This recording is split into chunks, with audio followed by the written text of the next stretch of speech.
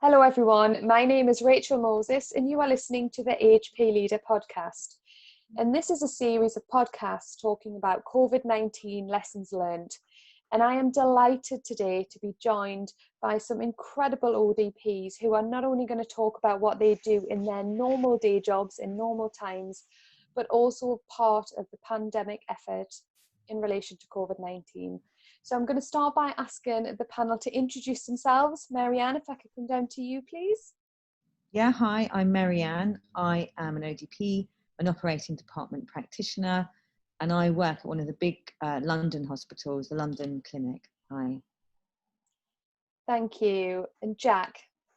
My name's Jack Price. I'm an anaesthetic practitioner and I work at Harefield Hospital, which is a cardiothoracic specialist centre. Thank you. And Ellie? Hi, I'm Ellie. I'm the lead practitioner at UCLH Main Theatres, and I look after a team of 40 plus ODPs and nurses, and I'm an ODP myself. Fabulous. Well, thank you so much again for coming onto this podcast, because I think out of all of the podcasts, this has actually got real importance and value, because I am a little bit obsessed with ODPs and the phenomenal effort that you guys gave during COVID-19 just has to be celebrated and recognised. And to be honest, I think as part of the HP profession, I don't think you've had the recognition that you deserve. So I'm really hoping that this podcast can shine a light not only on you as amazing people, but on your profession. So I just want to get that out there from the start. So I just want to take it back a little bit. And I really think if a lot of the allied health professional groups are honest, they probably don't really understand what an ODP does. So Marianne, I'm going to come to you first, because I know you can articulate this so beautifully. But, do you want to talk us a little bit about, like even what does an ODP do when they go to university? What do you learn about? And then when you qualify, what happens? Yeah, lovely. Thanks, Rachel. It's really nice to hear that you're obsessed with ODPs, because I think it's so true. So many people, really haven't heard of ODPs at all, and certainly don't know that it stands for Operating Department Practitioner, and understandably have no idea what we do. And that's true in hospitals as well. But yeah, as ODP, so we go to university, normally for 3 years, and study a degree in operating department practice. And we very much study, we are based traditionally in the operating theatres. That's where we're based. And we train up normally in 3 areas. So we train up on the anaesthetic side and provide support to the anaesthetist. We train up on the surgery side, the scrub side, and we get scrubbed up and help and support the surgeons passing the instruments during the operations. And then we also train up on the recovery side. So we recover patients once they've had their operations. And so at university for 3 years, we have to learn, so many different things about the patient and what kind of effect drugs will have on different types of patients, the different types of drugs, across all the specialties, all the equipment that we obviously use in the anaesthetic room and in surgery. So really what we're learning is how can we have safe and effective care for the patient throughout their passage throughout theatres, from start to finish, right from when they come into the anaesthetic room until they go back into the ward from recovery. So I don't know if that gives a bit of an overview. Absolutely. So I think the important things there is that this is a degree level course, and it covers a huge variety of subject areas, including like pathophysiology, like you said, effects medications and drugs have on a patient, emergency procedures, and then it doesn't just stop there. So there might be a traditional route where someone goes into the profession, and typically within an operating department, but actually it can open the doors into many different avenues, can't it? And in terms of, we've heard about the variety of job titles people can have, but also the transferable skills that ODPs have, and also the impact in a team as well. And I think that's probably one of the biggest things that I think maybe is under-recognised. The profession in their own right, but also the safety side of it, the educational side of it, from nurses, from other allied health professions, from surgeons to anaesthetists. Certainly in places where I've worked, an anaesthetist wouldn't do a procedure or without, you know, their ODP there. They wouldn't transfer a patient. There's certain techniques and lines, and it's almost like, you know, having your supporting the whole entire team as that specialist as well. So I don't know if Ellie, if you've got any comments on that, because you have responsibility for team members as well, don't you? Yeah, so I manage a team of 46, a mixture of ODPs and nurses. The nurses have to do a postgraduate course to be able to do anaesthetics, and they're the team I manage purely are the anaesthetic team. And I found throughout my career, traditionally ODPs end up in anaesthetics. We do have actually more at the moment on the scrub side, but we have one in recovery. I've always found there tends to be more ODPs on the anaesthetic side. So for my job role, I manage the team. I do all their line management, so rotas, allocating, holiday, more importantly. But I also still work clinically and have worked in the past as part of a resus team, which is so cardiac arrest calls around the hospital. And I have spent a brief period of time in intensive care for a long, long time ago. But my current role is purely, at the moment, management and a bit of clinical. Thank you. And Jack, coming down to you, because you work in a super specialist centre and with super specialist surgery, and actually during COVID was very surgically active as well, you know, because of procedures that put into place. So do you want to tell us a little bit about the importance of the ODP with that respect? Yeah, so how our centre worked was that the patients put on two pathways, and either they were known to be negative from COVID or there was a potential risk. So everything had to be worked out as to what route those patients would take through the hospital.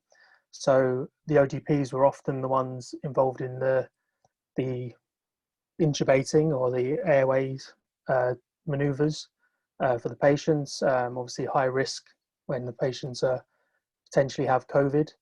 And then there's also all the equipment that was needed for patients that are ventilated.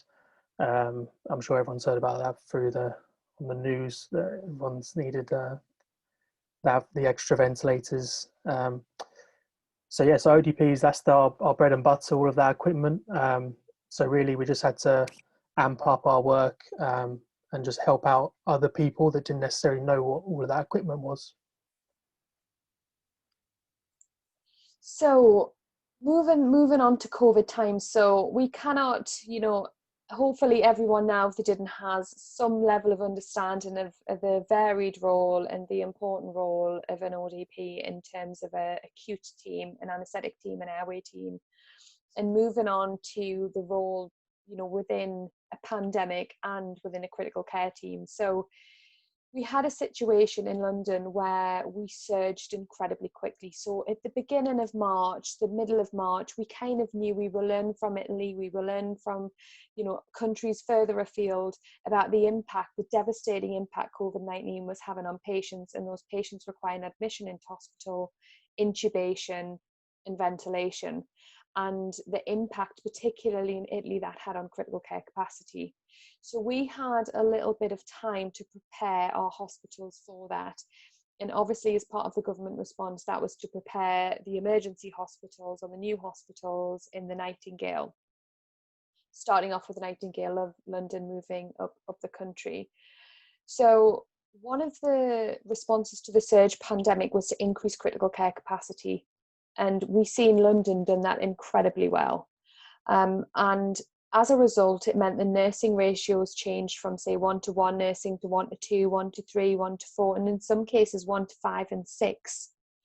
And that meant, without having a very highly skilled critical care nurse by the bed, and sometimes supported by maybe a general nurse or a ward nurse, who are incredibly skilled but don't have those airway skills or ventilator skills.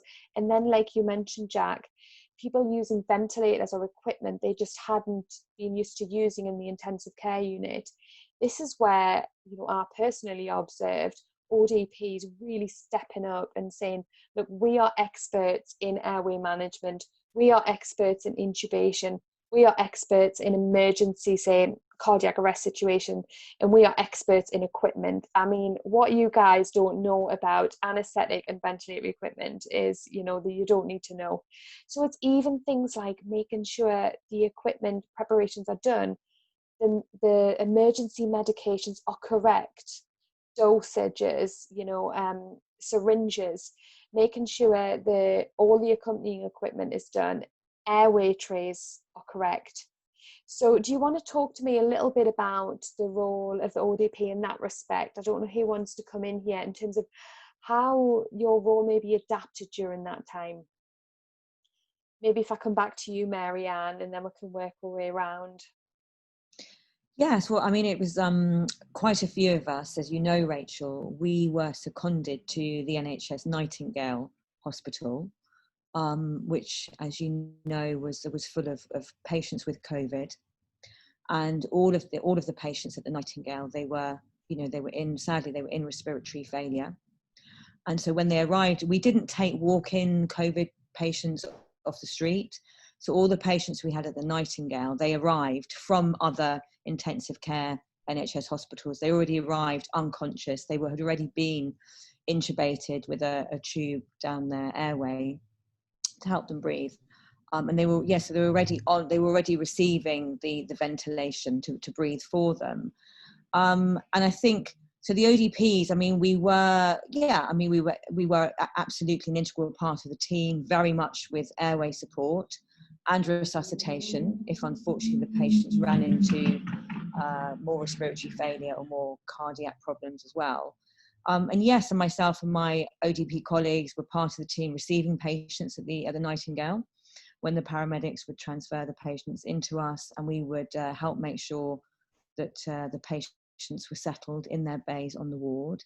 And I think, as you've talked about, I suppose, you know, the normally in intensive care, the intensive care nurses and doctors are used to specific types of ventilators, whereas at the Nightingale we were using the anaesthetic machines for ventilators. And yes, so the ODPs, we work with these anaesthetic machines day in, day out, you know, week in, week out. So yes, absolutely, we were able to help the nurses and say, right, these are the different settings. You know, this is how, you know, you can perform various different functions, and we were able to support them because it was a piece of equipment then they don't work with every single day, but we do. So it was things like that, and I think, but it was very much a two-way street because, you know, I don't normally work in intensive care, and so I was able to be trained up in their kind of bread and butter, and for example with the patients, proning the patients and putting them in better positions to help, you know, to help support their airway and help support their ventilation. So very much a two-way street, and I think one that worked incredibly well. Yeah. Thank you. Now, Ellie, I'm going to come to you for some of your thoughts. Oh. Can you hear me? Yeah. So we switched our operating theatres into surge capacity for ITU. We added, I can't remember how many, I think it was nearly 55 extra beds. We didn't have to use all of those, fortunately. So, I mean, I said before, I had done some intensive care, but a long time ago, over 15 years ago. There's been a lot of wine since then, so I haven't remembered a great deal. What I did know is that we didn't have enough ventilators, and like Mary-Ann said, we were going to have to use anaesthetic machines.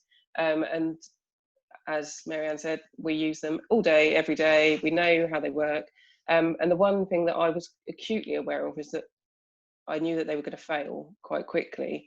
So I worked with, probably on a more strategic level, alongside to help set up the intensive care in theatres. And one of the problems that was highlighted is the anaesthetic machines would fail because they get wet, because they're not used to ventilating for a long time. And we designated parts of the team to be in there on a regular basis to check for water build up and change things that need to be changed, and help the intensive care nurses should a problem arise and any troubleshooting needs to be done. And also our surge capacity was staffed by anaesthetists, and they were anaesthetists who hadn't done intensive care or hadn't done intensive care for a long time. And it is very different to anaesthetising a patient to being an intensivist. So part of the role was there to help look after them. And as well as all the intensive care nurses weren't used to working in a new space. They knew intensive care, they knew where the storeroom was, they knew where everything was. We had stripped everything out of theatres and then refilled it with what would be needed for intensive care. So we were there to guide them to where stores were, how to use the blood gas machine, where the toilets were, how to get in and out. And then as well as that, we set up an airway team for intubations.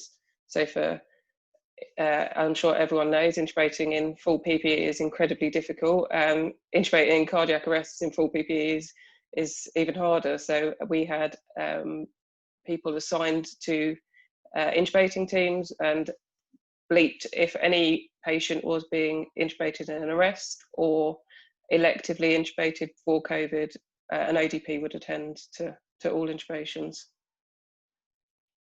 I think that's just such an important point you've mentioned. When we were trying to plan for this pandemic and the pathophysiology of COVID-19 on patients in severe respiratory failure, one of the kind of the side effects, if you like, of this virus we've seen in the UK was these laryngeal injuries, was the laryngeal edema. It was the constant tube changes, probably as a consequence of not using humidification, probably as a consequence of using machines that weren't designed to ventilate people for very long periods of time. So the incidence of airway exchanges, if you like, of intubation, extubation, in incredibly sick people who were often prone ventilated, weren't they? So were often on the front, and the higher incidence of tube displacement, movement, etc., as a consequence of someone being on the front for such a long time. Prone ventilation's been around for years and years, for decades, but with something we just don't utilise in critical care. So even the process of proning someone with a vulnerable airway who's paralysed, who's on 100% oxygen, and you've got nowhere to go if they start to deteriorate and the compromise. So again, how, from an ODP perspective, I mean, I was there, I witnessed it, but can you just tell us the importance of, your professional role in that situation?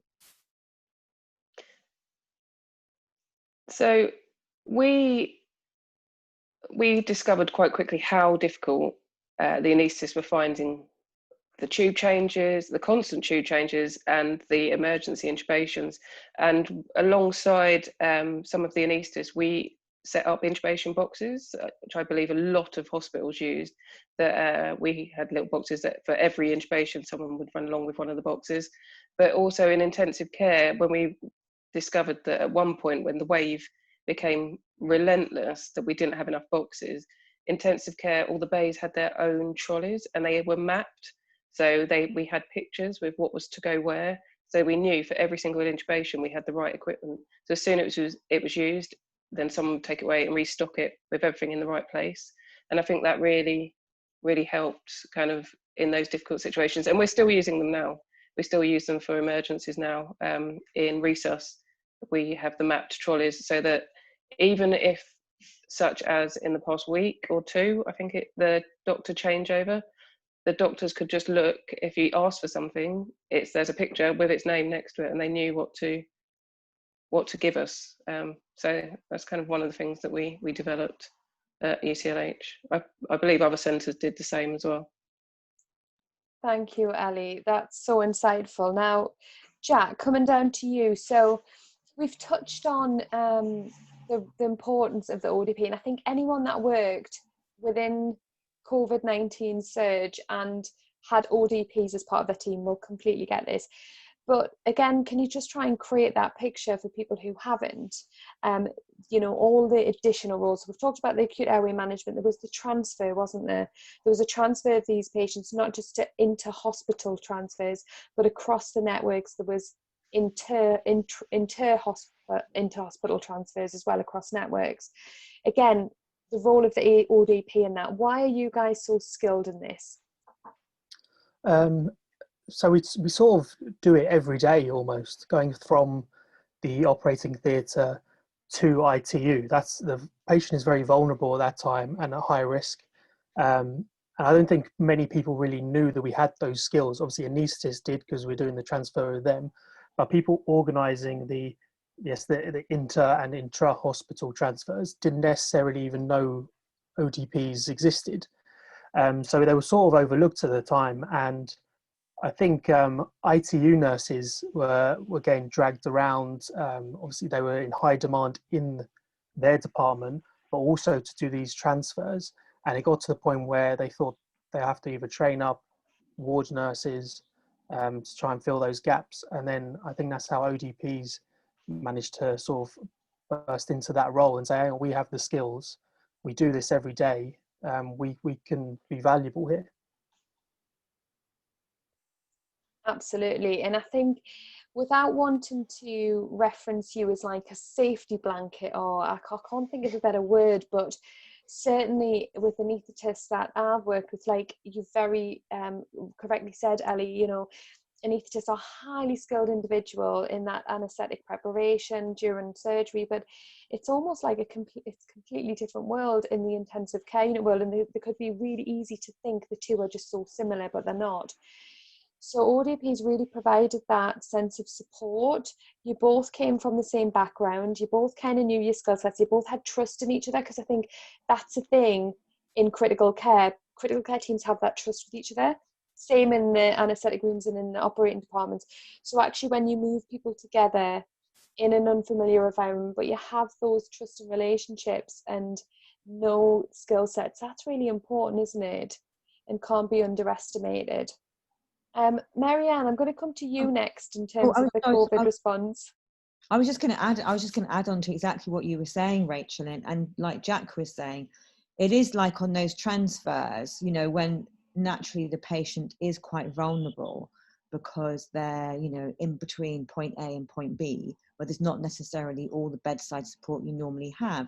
And I think just like you were saying, it's like there is that trust, because the anaesthetist knows if, for example, the patient desaturates and their oxygen levels fall, or if they go into some sort of arrhythmia, what, you know, cardiac wise, the anaesthetist knows that as ODPs, we completely understand A, what is happening, and B, what the treatment and the solution is. And that's very important, because, you know, the anaesthetists can't do everything by themselves. They need that backup, they need their support. And so to have an assistant like ourselves that, you know, that we work, as you say, we work with them every day, and we completely understand what are the risks, you know, and we completely understand the indicators. We can read what's happening with the patient as well. And we're there to absolutely provide that support that the patient needs. So yeah, I think it's a very good point. And I think that's why, you know, we did a lot of transfers to CT for patients who need scans. If they needed a head scan or some other type of scan. We did a lot of transfers for dialysis patients with needed renal support. And again, it just gives that kind of confidence, the anaesthetist, if there is anything that happens, any sort of incident, the ODP is here to give me the help that I need, you know, rather than if the ODP is not there, then the anaesthetist is like, you know, is the person going to understand what the problems are? So it is a team that works well. And like Jack said, we do this every day. So, you know, it is our bread and butter, really. Absolutely. So kind of on the same tact, but in terms of the future, so you guys had all of the skills, abilities, and were utilised to your maximum capacity. Like, we know that, whether it be in surge response, whether it be being deployed to the Nightingale, whether it being deployed in terms of increased critical care capacity within organisations. But what are the lessons learned here with regards of ODPs as a profession? Do we, like, when I think about the other podcasts, like you know, physiotherapists, in terms of maintaining some respiratory skills and ventilator skills, as a profession, what are lessons learned here for you guys, for other ODPs listening out there? Should we be having a certain skill set we maintain as ODPs? Should we be educating people more about the whole, you know, skill set that you have? Should we be always have those links now with critical care? Like, what do you guys think? What are the lessons learned here? there has to be some. We have to learn from this. Ellie, you've already mentioned some with regards to the map trolleys, some really simple innovations that will be long lasting. I think for us at UCLH, we've learned that all the ODPs need IV training, and some trusts will train everyone in theatre, well, not everyone in theatres, everyone that gives IVs in theatres to be IV trained. Some trusts don't. And one of the issues that we had when we were looking at the staffing levels was that we had a whole cohort of people who could do IVs, who hadn't maintained their IV skills, much as myself. I let mine lapse because I didn't need it, and had to go through the DOPS to regain them. But a whole cohort of people who hadn't done or hadn't been allowed to do their IV drug training, which would have been a huge benefit during the surge phase.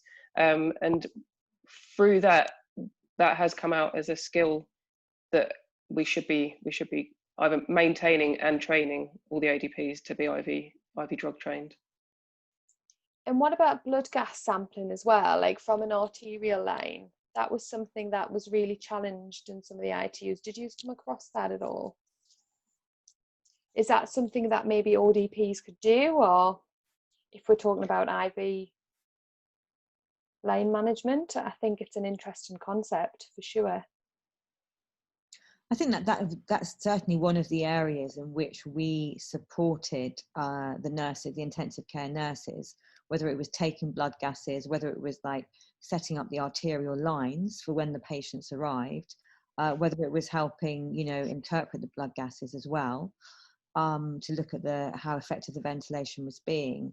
And it's, I think, I think what I hadn't realised, and some of us hadn't realised, but we did discover, was actually being in the operating theatres, and so many of our skills from acute care are transferable, to other settings. And that's what worked really well with intensive care.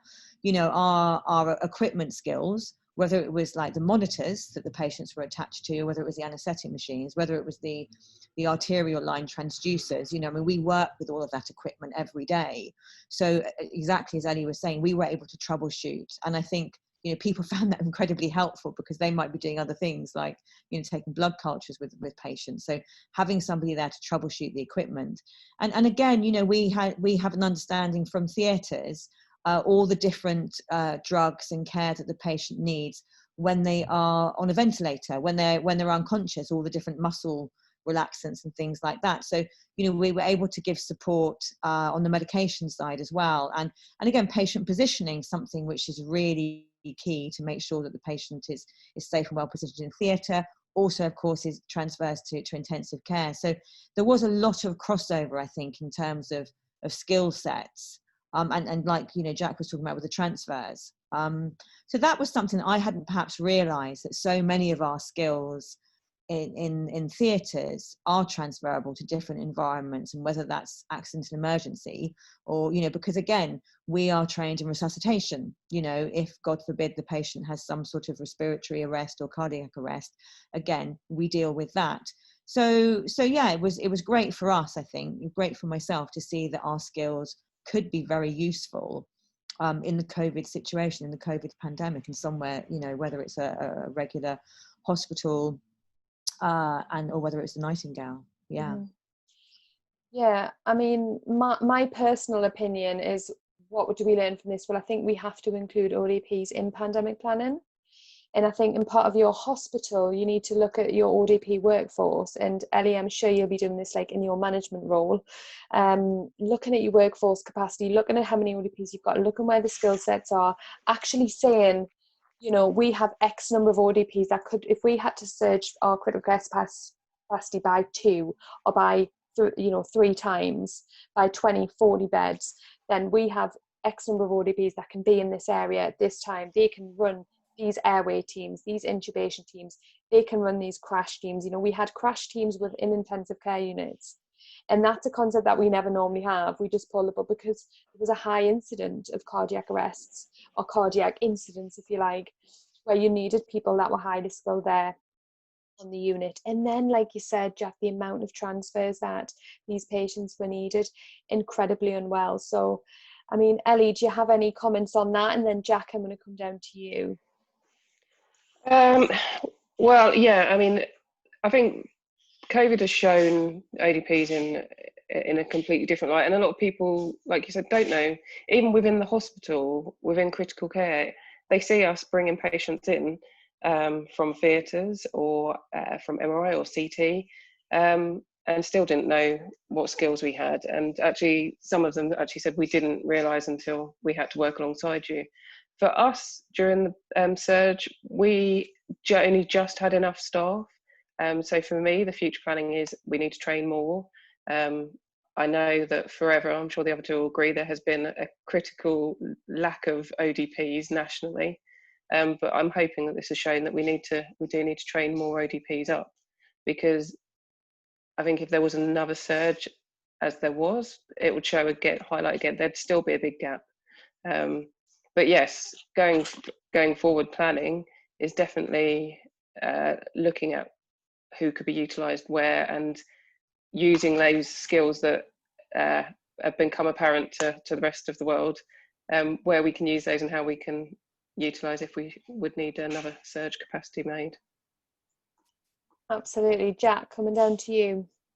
Yeah, this discussion reminded me of being in the Nightingale, and the first couple of weeks people didn't necessarily even know what an ODP was, and then towards the end of it there'd be an alarm going off on a piece of equipment, and they'd be, oh, thank goodness the ODP happens to be walking past, oh, thank you, you can deal with that sort of thing.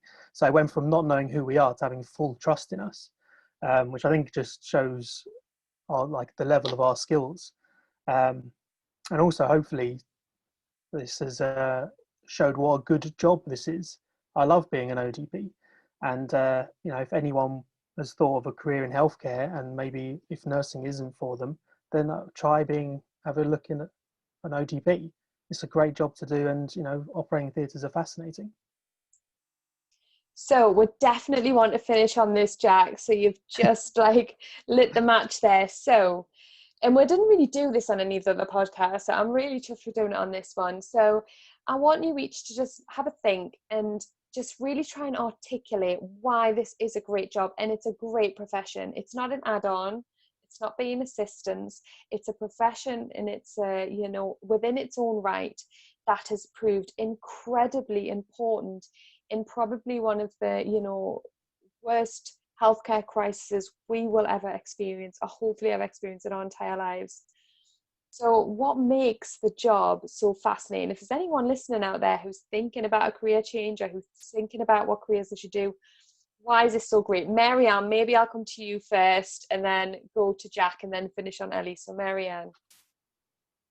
Yeah, no, it's lovely to hear Jack say that, and I feel exactly the same. I love my job as an ODP, I really do, and I love working in the operating theatres. I think that operating theatres are fascinating places, and and as ODP, it's so lovely. We are the people normally that greet the patients when they come into the anaesthetic room. We are hopefully the friendly, reassuring face and person, and so that's really nice. So we have that interaction with the patient for maybe 10, 20 minutes, before the patient sleeps for their operation. And that's enjoyable. We meet so many different people in so many different walks of life. And also what I enjoy is just that, the huge majority of operations are very straightforward and go very smoothly. But I enjoy, if there is something that's untoward and whatever it might be, I love being part of that team that can put things right.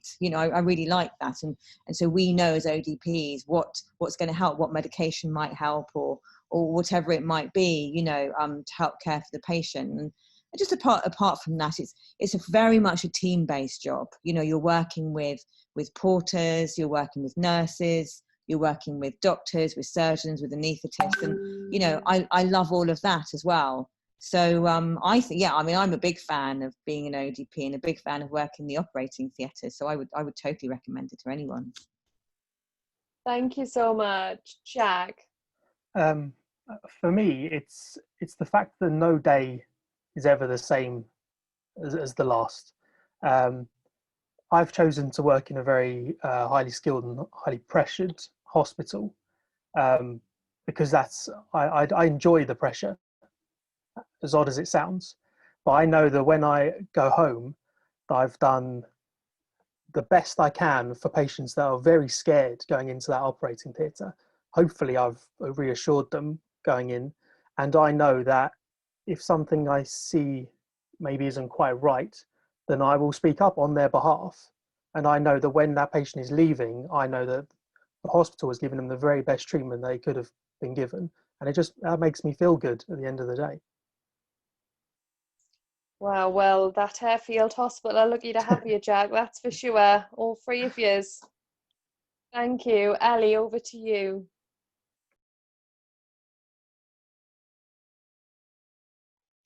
I still love my job after doing it a long time, which I don't think a lot of people can say. After nearly 20 years of being an ODP, I still love it. And I've seen so many things that are incredible, from heart transplants. Watching a heart restart on its own is still one of the most amazing things I've ever seen. And to meeting all varied different patients. I mean, I've worked in quite a lot of places, so I've done specialist paediatrics and adults and tiny little hospitals, and I've in every single one I've met so many different people that stick out in my mind for years to come, as well as all the people that I work with. The nice thing about the job, and I've had a career before I did this, is that I still laugh a lot at work. There are days when I don't laugh, but most days I still laugh, and that's quite a nice thing to have, to really enjoy your job and still be able to smile and laugh with your colleagues. I think I feel quite lucky that I go to a job where I can probably have I laugh with somebody every single day, and I come out of work smiling 90.9% of the day. Even through COVID, we still managed to smile and laugh. So that's what's great about being an ADP. Well, thank you so much. I mean, Ellie, for those of people that are actually watching the video cast, the jaws would have hit the floor when you've been qualified over 20 years. I mean, you look incredible. Just got to put that out there right now. Even after the challenging 3 months you've had. Wow. So I just want to finish by saying, like I mentioned at the start, I think you guys have a phenomenal profession. I think you have enormous contribution. I think the recognition hasn't quite been there. And I know you guys don't do this for any kind of recognition. Normally you're hidden away behind scrubs and behind surgical masks and whatever else. But really thank you. And thank you for your effort. Thank you for your commitment. Working, I know ODPs that were just like going here, there and everywhere. You guys deployed to Nightingales, to other hospitals, to other organisations, and then Ellie managing a whole host of people to make sure we got as many patients through this crisis as we could. So thank you from the bottom of my heart. You're all amazing. For anyone that's listening that want to reach out to any one of the panel members, their Twitter handles are on the video file and also the audio file, but just please DM me if you want to get in touch. I'm more than happy to reach out and speak to people. So thank you very much.